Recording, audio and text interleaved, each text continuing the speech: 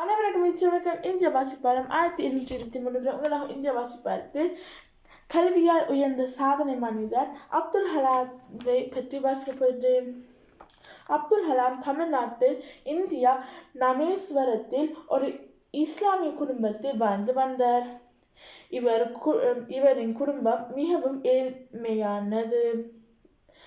அவர் பாடசாலை படிப்புடன் பகுதி நேர வேலையிலும் வேலை செய்தார். பத்திரிகைகளை விற்பதும் தேங்காய் உடைப்பதும் தன் வேலைகளாக இருந்தன. படிப்பில் ஆர்வம் காட்டியுள்ளார்.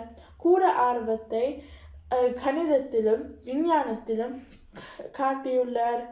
அவரின் கனவு வேலை விஞ்ஞானியாக விருப்பம் இருந்துள்ளது. அவருக்கு பள்ளி படிப்பு முடிந்த பின் கல்லூரி படிப்பு முடிந்த பின் மேற்படிப்பையும் படித்துள்ளார். பின்பு விண்கலம் செய்து முதல் முயற்சிகள் தவறு கடைசி முயற்சி சிறப்பாக வந்துள்ளது. இந்தியாவின் முதலாவதாக விண்கலத்தை அவர் அனுப்பியுள்ளார். இதேபோல தன் புத்தகத்தை அவரின் வாழ்க்கையை பற்றியும் எழுதியிருக்கிறார்.